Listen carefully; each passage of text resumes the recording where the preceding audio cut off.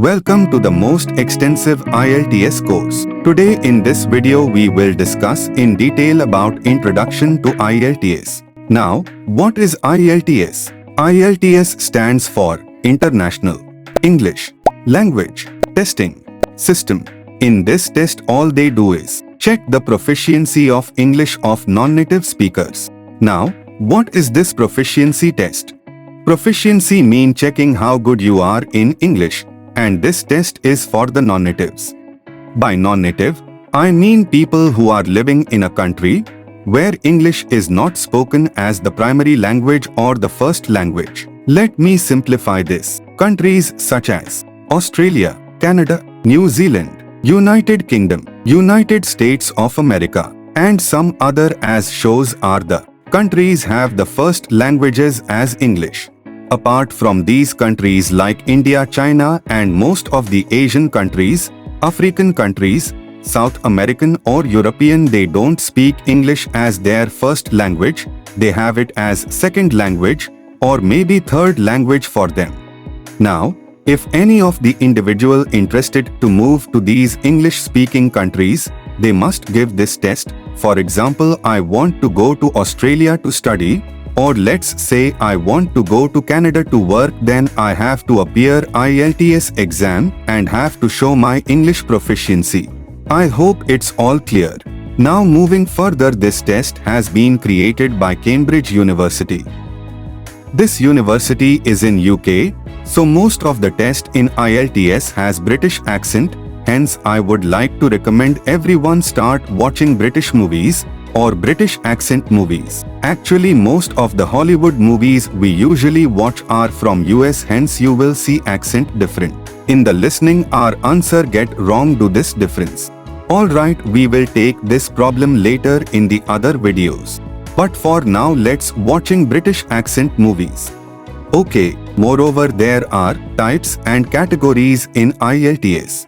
First of all I will tell type of IELTS. There are two types of IELTS, academic and general. If you are planning to work abroad then you have to go for general training. This is for work visa, PR, immigration or anything related not to study. And if you want to study anything such as graduation, post-graduation, PhD, any kind of course, then go for academic. In case let's say you go for general training instead of academic, whereas you want to go abroad for study, but you have given general drilling test. This won't be accepted and hence you have wasted a lot of money in that. Please take care of this, otherwise there will be trouble later. You have to write the exam again. It doesn't matter how good you score, but actually it will be invalid. And further, if you have any inquiry about this you can definitely ask me in comments section, and I will definitely let you know which one you should go for. I can help in that. Okay. Alright. The other type can be described as paper-based IELTS and computer-based IELTS. Now what does it mean by paper and computer? Earlier the test was being conducted just paper test, that means paper and pencil, you have to write all the answer based on paper. You get a question paper and a pencil and you write the answer. But nowadays we have another option for giving the IELTS is computer based, which means test giver sit in front of computer and give test online. Paper-based IELTS can be given only 4 times in a month, whereas computer-based can be given every day except Sundays or gadget holidays. But understand one more thing, that computer-based is bit difficult to give as we are no habitual of doing work on computer, as from a first grade till now, we enjoy writing in a paper and we are more comfortable with writing-based test, and even it reduces the speed by 30%. But it doesn't mean that computer-based IELTS is not preferable, rather it is acceptable for those who have good command on typing. Now moving further, we will discuss the 4 categories or modules of IELTS. Okay, first of all we will discuss listening. Listening is when you hear some audio, and in IELTS listening, you will be hearing audio for around 30 minutes and you have to write the answer while you are listening to the audio, After the listening, you will be given 10 minutes extra to transfer your answer to the answer sheet.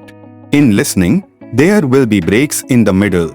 And there will be 40 questions. These 40 questions are divided into 4 parts, with 10 questions each, and each question is worth 1 mark.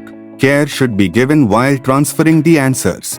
These questions are designed so that the answers appear in the order they are heard in the audio. The first 2 parts deal with situations set in everyday social contexts. In section 1, there is a conversation between 2 speakers, for example, a conversation about hotel arrangements, and in section 2, there is a monologue, for example, a speech by the person on some issue. The final 2 parts deal with situations set in educational and training contexts. In section 3, there is a conversation between 2 main speakers, for example, 2 college students in discussion, perhaps guided by a tutor, and in section 4, there is a monologue on an academic subject. These recordings are heard only once. They include a range of accents such as British accent, Australian accent, American accent, and Canadian accent. Now moving further, what type of categories of question are there in listening? Multiple choice, matching, plan map diagram labeling, form note table flowchart summary completion, sentence completion, short answer questions. Okay, for more details you can watch our other videos. Moving to the next module. The reading module for the academic and GT are different. Firstly, we will discuss about academic reading test. In the academic reading module, there are 40 questions. These questions are divided into 3 sections, each having 1 long text. These texts are mostly sourced from books, magazines, or newspapers. They usually cover topics of general interest, so you need not be a specialist in these topics. Test takers must transfer their answers to an answer sheet within the allotted time frame provided for the test. It is essential to be careful and attentive while writing the answers on the answer sheet, as the test evaluators may penalize answers for poor spelling and grammar. Additionally, no extra time will be given for transferring the answers. Therefore, test takers should manage their time wisely and make sure to complete the task before the allotted time ends. Now moving ahead, I will tell about categories of question in academic reading test. Multiple choice, identifying information, identifying the writer's views claims, matching information, matching headings, matching features, matching sentence endings, sentence completion, summary note table flowchart completion, diagram label completion, short answer questions. Okay, now I will elaborate the GT reading test. This test also has 3 sections, Section 1, Section 2, and Section 3. Section 1 includes multiple shorter texts or 2 to 3 short texts. Section 2 consists of 2 texts, while Section 3 contains 1 long text. The total time given for the test is 60 minutes, and there are 40 questions in total. To elaborate on these sections, I will evaluate the 3 tasks as follows. The first section, called Social Survival, includes texts that are essential for basic linguistic survival in English, such as notices, advertisements, and timetables. The second section, called Workplace Survival, focuses on workplace contexts, including job descriptions, contracts, and staff development and training materials. The third section, known as General Reading, involves reading more complex, descriptive, and instructive texts rather than argumentative texts, and is relevant to a wide range of test takers. This section includes newspapers, magazines, and extracts from both fictional and non-fictional books. In the general training reading, the same rules apply for the test takers regarding the time and transfer of answers to an answer sheet. And the topic in the GT are also somehow same as of the academic test. Then it comes writing. In writing, we have 2 options, I mean 2 tasks to do, task 1 and task 2, and these must be completed within a total time of 60 minutes. There is also a difference between academic and general training. For academic writing, you have to write a report in task 1. On the other hand, for general training, you have to write a letter for task 1. In task 2, you all have to write an essay. There is no difference in part 2 for academic or general training. The total time will be 60 minutes, and yes, you have to write an essay. I understand that you all might have written essays in grade 10, and afterward, you might not have written them. Basically, it's a little bit weird and a difficult task, in my opinion, so please practice this the most. Now, in task 1 of the academic writing test, the test taker is required to describe visual information such as a graph, table, chart, or diagram in their own words, and it must be within 150 words. You should complete this task within 20 minutes. On the other hand, in task 1 of the GT writing test, the test taker has to write a personal response in the form of a letter of at least 150 words, in an informal, semi-formal, or formal style, depending on the situation presented. Test takers are given a common, everyday scenario to write about, such as addressing problems with college accommodation, time management issues with a new employer, expressing opinions about a local airport development plan in a letter to a local newspaper, or seeking resolution for heating system problems with a renting agency. And the last one is speaking. The speaking section of the IELTS exam assesses a test taker's ability to use spoken English. It consists of an oral interview between the test taker and an examiner, and all speaking tests are recorded. There are 3 parts to the test, each with a specific focus, interaction pattern, and task input-output. This will be a formal interview or kind of a test, will last for 11 to 14 minutes. Part 1 is an introduction and interview where the examiner asks the test taker general questions about themselves and familiar topics. This part lasts for 4 to 5 minutes and focuses on the ability to communicate opinions and information on everyday topics. Part 2 is the individual long turn where the test taker is given a task card with a particular topic to talk about and is given 1 minute to prepare their talk. They then speak for 1 to 2 minutes and are asked 1 or 2 follow-up questions on the same topic. Part 2 focuses on the ability to speak at length on a given topic, using appropriate language and organizing ideas connectedly. Part 3 is a discussion where the examiner and the test taker discuss issues related to the topic in Part 2 in a more abstract way. The part lasts for 4 to 5 minutes and focuses on the ability to express and justify opinions, analyze, discuss, and speculate about issues. The number of questions in each part is variable. By effectively using the points on the task card and making notes during the preparation time, the test taker can think of appropriate things to say and structure their talk.